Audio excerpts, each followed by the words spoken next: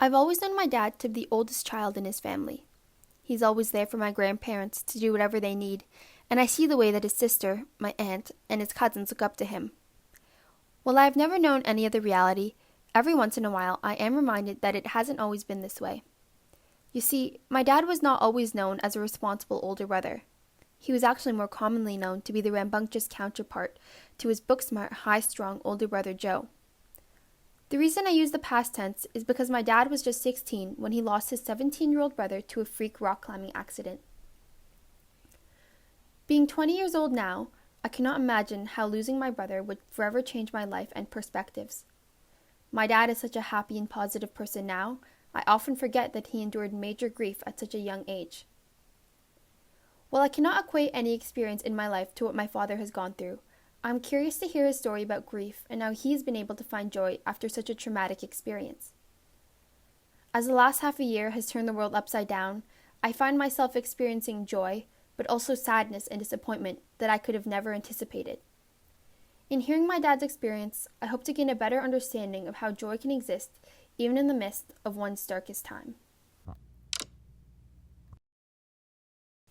Starting my exploration, I sat down to ask my dad a few questions about his experiences. First, I asked him about how he dealt with the initial grief, to which he said, Smoking drugs and getting drunk. I smirked, remembering all the strange stories my dad has told me. A topic that I had anticipated but did not know my dad would put so much emphasis on was this concept of time. In almost every question I asked him, he used time to rationalize his feelings. Okay, time. But what does this mean? I spent a solid 2 days trying to understand how this related to the idea of simultaneous grief and joy. Grief and joy. Grief and joy? I quickly realized that I was struggling with this idea because I have no experience with it. In fact, I don't even know if joy and grief can exist simultaneously.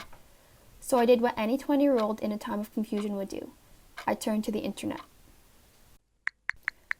After a few minutes of searching, I stumbled upon this video of Anderson Cooper and Stephen Colbert. I clicked and watched. You told an interviewer that you have learned to, in your words, love the thing that I most wish had not happened.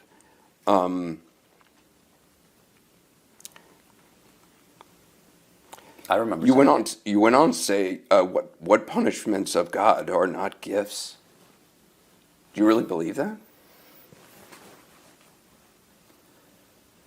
Yes.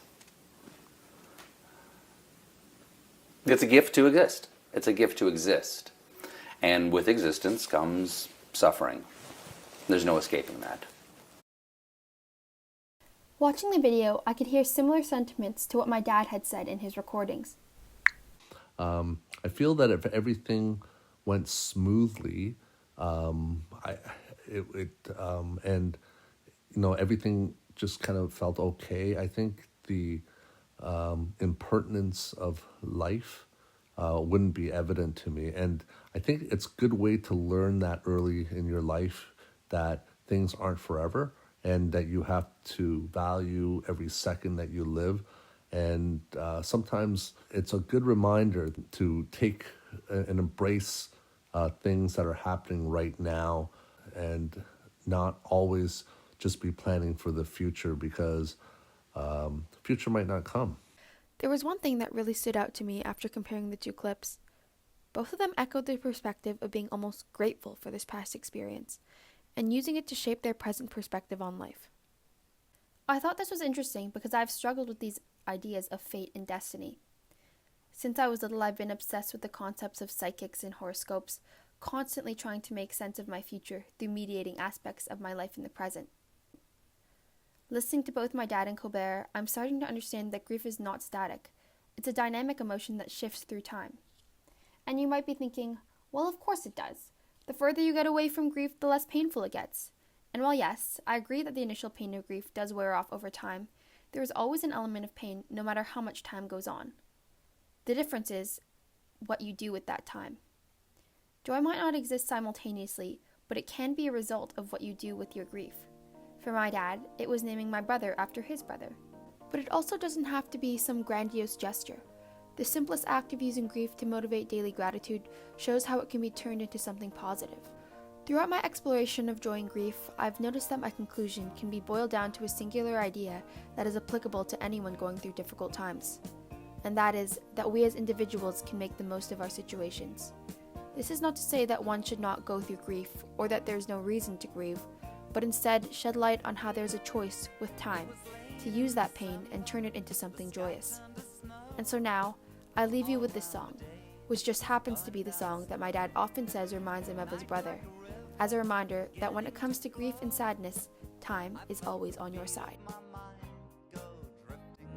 Time passages,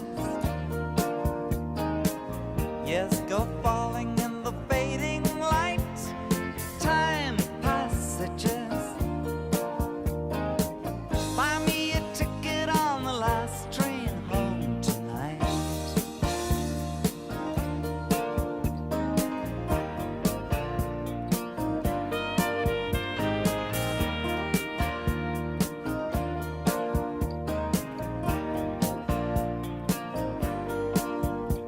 Well, I'm not the kind